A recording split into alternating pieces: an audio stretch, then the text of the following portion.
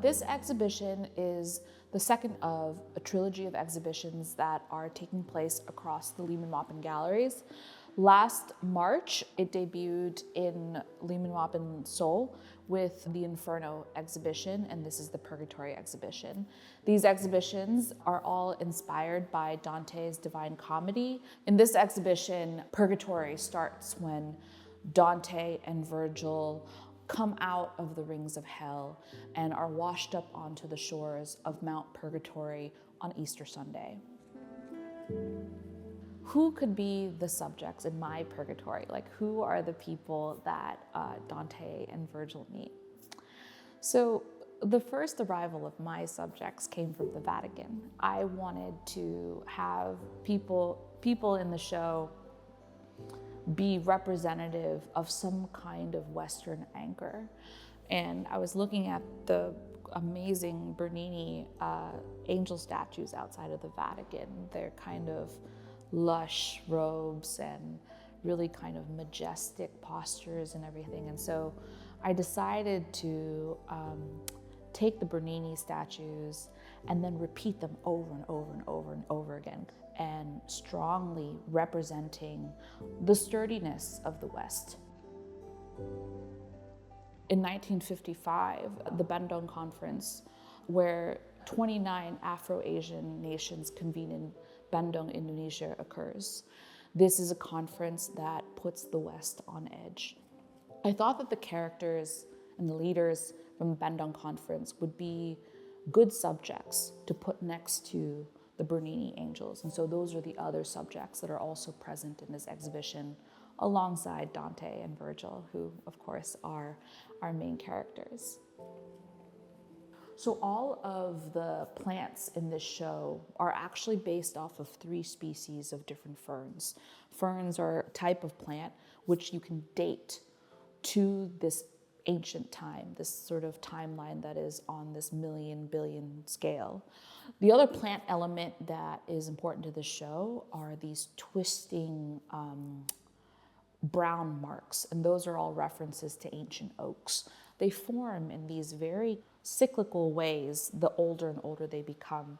They become extraordinarily monstrous in one way, so utterly beautiful in another way.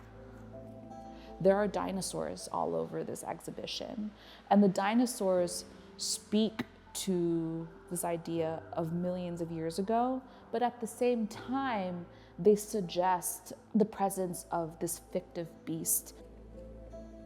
The first atomic bomb was dropped on Hiroshima in 1945.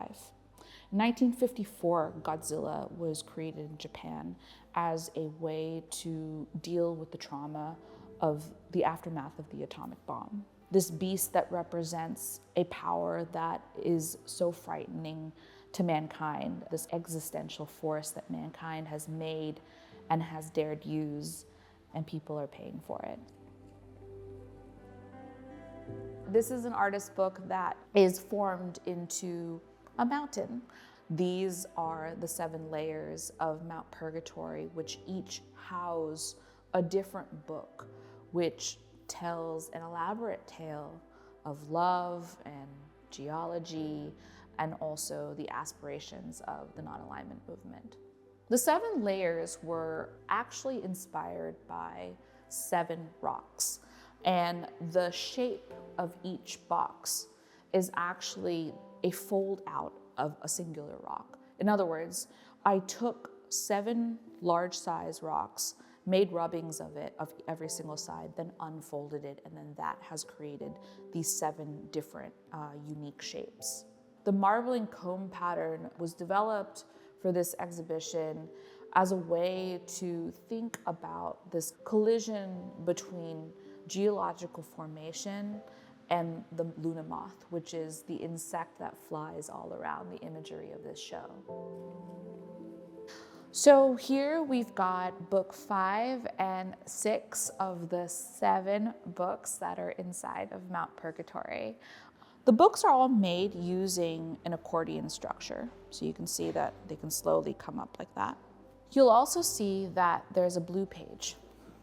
All of these blue pages have been cut with various silhouettes of dinosaurs and dinosaur feet and tails and dinosaur elements.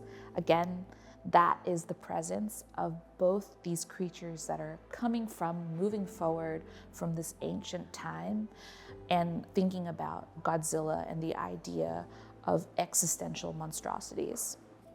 As you have mined Mount Purgatory through the process of reading and perusing through all the books and their layers, you'll finally arrive at the bottom layer, which is this book. This book opens up and features a large golden dinosaur foot. This dinosaur foot is the giant Eubrontes dinosaur. The foot is also accompanied with this pamphlet. And inside of this pamphlet, when you open it up, you'll see that these are the original rubbings of the 7 rocks, these 7 humble rocks from Maine that formed this great majestic mountain called Mount Purgatory in my imagination.